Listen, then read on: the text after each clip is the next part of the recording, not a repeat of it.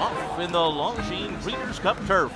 Welcome to the Racing News preview of the 2021 Breeders' Cup Turf. I am your host, Curtis Kalleward, aka Magic, and joining me now is one half of the dynamic duo that is the Racing Dudes, Mr. Aaron Halterman. Aaron, this is one of the best races of the Breeders' Cup every year. Clearly, no difference in 2021. We have the defending champion, Odaria, returning. Boy, we loved her a lot last year. How much do we love her at 9-5 drawing the 13 post in this race? Boy, not a great post, right? I mean, that definitely was one of the ones when we were watching the post position draw live. I just kind of went, ugh, put my head down. But, you know, the thing about her, she's just had some bad luck all year. But really, she's coming into this race, form-wise, almost better than last year. And last year was breathtaking. So I analyzed this a lot, and I just decided I'm not going to overanalyze it. This is the best horse in this field, Tarnawa. She's one of the best horses in the world. I'm not going to go against her in this spot. I put her on top. I hate the post. My thought, though, is just drop her back.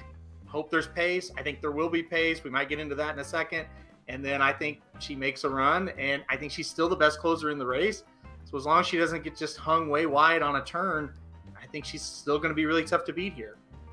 There's a classic adage in horse racing that great horses overcome bad posts, and we'll see what Tarnawa can handle. Frankly, there are quite a few horses, and it tends to be mostly on the turf, unfortunately, where the draw is going to be very important with how you handicap. Let's stick with the Europeans for a little bit here because there's an interesting filly to me, Tiona. She's a 3-year-old filly taking on the boys in the Breeders' Cup Turf. The last time a 3-year-old filly won the Breeders' Cup Turf was 2015.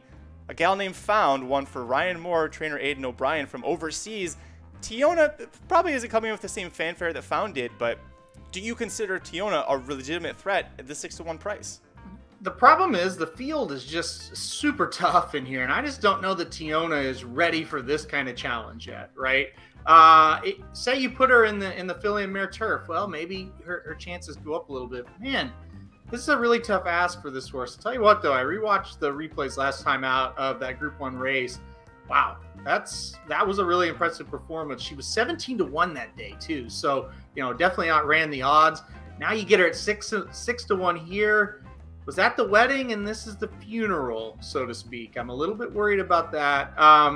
It's honestly, Magic, it's going to depend on the odds. I don't really want her at 6-1. She's 12-1. She becomes a player, but there's some heavy hitters in this spot, and I'm not sure if she's quite ready for it yet. Let's talk about some more of the possible heavy hitters here. Domestic Spending is the best hope for the Americans. Until the Mr. D Stakes, or the former Arlington Million, Domestic Spending looked like he was a legitimate shot to win this race and keep the Americans back a little bit more buoyancy in this race. The Europeans tend to dominate a lot. And then he lost that race, and we haven't seen him since, and now we're getting 4-1. Is that too short of a price to take on a horse who suddenly looks vulnerable from his last race? Probably not too short of a price. It's probably about right. When I look at this, I think he's got the second best shot to win, and he is the second choice, so that does make sense in that sense. The biggest thing for me, I would have loved to have seen another race for him after that Arlington race. Yes, the pace did not set up for him at all, to say the least. But he still lost to 2 Emmys, and that horse sucks. So that always kind of sticks in your mind, right? So I'm a little bit worried. Tribuvon and Acclimate, I do think, go out and set a pace to where the closers are going to have a great shot. Then it comes down to Domestic Spending, Tarnawa. Who's the better closer in this race? Who's going to show the biggest turn of foot? I kind of lean towards Tarnawa, but Domestic Spending, maybe he gets kind of a pocket inside trip, saves the ground, swings out, and has that kind of advantage over her. So, you know, I at one time I thought this was the best horse in the country. I obviously don't think that now, but I do think he can rebound here and win. Certainly not a horse that I want to beat me on Breeders' Cup Day after I've been so high on him all year long. But you certainly don't want a long shot horse to beat you on Breeders' Cup Day, especially in this race. We got plenty of options here. Lots of 20-1s, 12-1s sprinkled about, including with some European horses. Anyone catch your eye in particular from that angle? You know, I'm going to try to give Broom a second shot at 20-1 for Aidan O'Brien with Frankie Dettori aboard.